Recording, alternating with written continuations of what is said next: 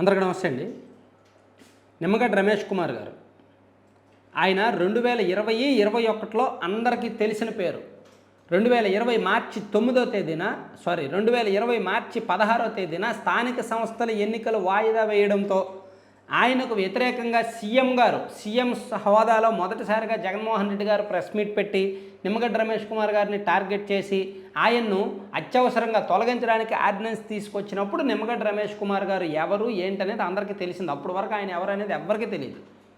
So అటువంటి నిమ్మగడ్డ రమేష్ కుమార్ గారు కోర్టుల వరకు వెళ్ళడం, వ్యవస్థలతో పోరాడడం, తిరిగి తన కుర్చీని తను తెచ్చుకోవడం, ఎన్నికల కమిషనర్గా గౌరవప్రదంగా రిటైర్డ్ అవ్వడం, ఇవన్నీ జరిగిపోయాయి.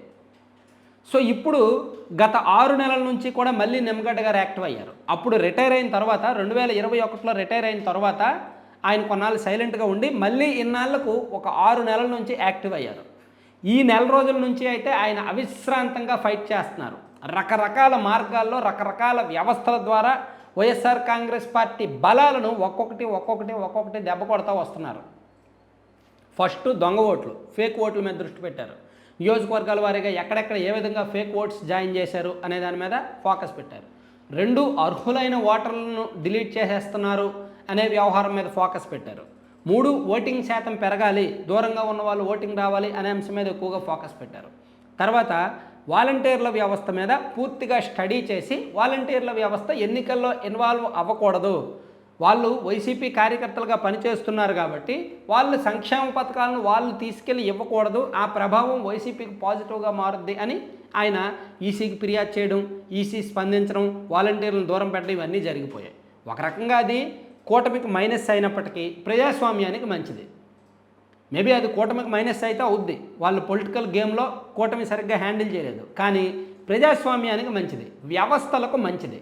ఎన్నికల కోడ్ ఉన్నప్పుడు, అమల్లో ఉన్నప్పుడు ఒక పార్టీ కార్యకర్తలే మారువేషం వేసుకొని జనంలోకి వెళ్ళి సంక్షేమ పథకాలు లబ్ధిస్తే అది ఏ సంకేతం వెళ్తుంది? సో అందుకే నిమ్మగడ్డ రమేష్ కుమార్ గారు అడ్డుకున్నారు. అదే సమయంలో నిమ్మగడ్డ రమేష్ కుమార్ గారు ఎల్వి సుబ్రహ్మణ్యం గారిని కూడా కలుపుకున్నారు. ఆయన కూడా మాజీ ఐఏఎస్, ఆయన వైఎస్ఆర్ కాంగ్రెస్ పార్టీ బాధితుడు. ఒక రకంగా ఆ పార్టీని నమ్మి ఆ పార్టీకి అనుకూలంగా పనిచేసి ఆ పార్టీ తరఫున కేసుల్లో ఇరుక్కొని అత్యంత వివాదాస్పదంగా రిటైర్ అయిన ఎల్వి సుబ్రహ్మణ్యం గారిని కూడా కలుపుకొని నిమ్మగడ్డ రమేష్ కుమార్ గారు కొన్ని యాక్షన్ ప్లాన్స్ రూపొందించారు. అయితే రమేష్ కుమార్ గారి వెనక ఎవరైనా ఉన్నారా? నిమ్మగడ్డ గారి వెనక ఆయనే వ్యూహరచన చేస్తున్నారా? ఆయనే స్టెప్ బై స్టెప్ దశల వారీగా ప్రభుత్వంతో వ్యవస్థలతో పోరాడుతున్నారా? కోర్టుల్లో పిటిషన్లు వేస్తున్నారా? లేదా బ్యాక్గ్రౌండ్ ఎవరైనా ఉన్నారా? ఆయనకి ఏమైనా ఐడియాలజీ ఇస్తున్నారా ఎవరైనా అని ఒక సందేహం రావచ్చు. సో కొంతమంది రామోజీరావు గారి ద్వారా ఇవన్నీ కూడా పాస్ ఆన్ అవుతున్నాయి. రామోజీరావు గారు ఖచ్చితంగా పొలిటికల్ క్రిటిక్, పొలిటికల్గా ఆయన ఐడియాలజీ, ఆయన లెవెల్ వేరు. ఆయన ఎప్పుడూ కూడా రాజకీయ నాయకుడు కాదు, కానీ మంచి తెలివైన షార్ప్ పర్సన్. సో ఆయనకు రాజకీయం తెలుసు, జర్నలిజం తెలుసు, బిజినెస్ తెలుసు, అన్నీ తెలుసు. సో రాష్ట్ర రాజకీయాలను గత 40 సంవత్సరాల నుంచి దగ్గర నుంచి చూస్తున్న వ్యక్తి. సో ఇప్పుడు రామోజీరావు గారు డైరెక్ట్ ఇన్వాల్వ్ అవ్వరు, కానీ ఇండైరెక్ట్గా ఎవరికైనా సూచనలు ఇవ్వాలన్నా, సలహాలు ఇవ్వాలన్నా, ఎవరికైనా ఒక గైడ్గా ఒక సరైన మార్గం వైపు మళ్లించాలన్నా రామోజీరావు గారు బుర్ర పనిచేస్తుంది, షార్ప్గానే ఉంటుంది. సో అందుకే నిమ్మగడ్డ రమేష్ కుమార్ గారిని ఈ విధంగా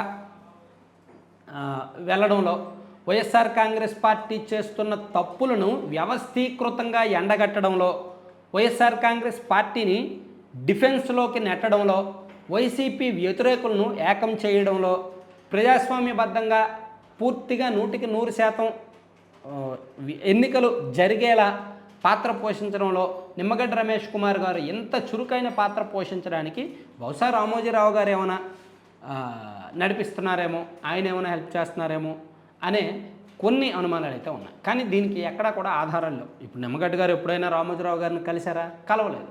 ఆయన వయసు ఈయన వయసు వేరు, ఆయన పంద ఈయన పంద వేరు. కాకపోతే ఉన్నారు, ఒక నెట్వర్క్, ఒక బలమైన నెట్వర్క్ మాత్రం ఉంది. ఒక బలమైన నెట్వర్క్ ద్వారా మాత్రమే ఇవన్నీ జరుగుతున్నాయి. తెర ముందు నిమ్మగడ్డ రమేష్ కుమార్ గారు ఉన్నారు, కానీ తెర వెనక కొంతమంది పెద్దలు ఉన్నారు. ఆ పెద్దల ద్వారా ఇదంతా జరుగుతోంది. ఎందుకంటే వైఎస్ఆర్ కాంగ్రెస్ పార్టీ చేస్తున్న వ్యూహరచనను, వాళ్ళ బలాన్ని, వాళ్ళ అడ్డగోలు వ్యవహారాన్ని దెబ్బ కొట్టాలంటే వీళ్ళందరూ కూడా ఖచ్చితంగా చాలా యాక్టివ్గా పనిచేయాలి. అందుకు కేవలం రమేష్ కుమార్ గారి బలం మాత్రమే సరిపోదు, ఇంకా కొంతమంది ఉండాలి అని వీళ్ళందరూ కూడా యాడ్ అయ్యారన్నమాట. Thank you.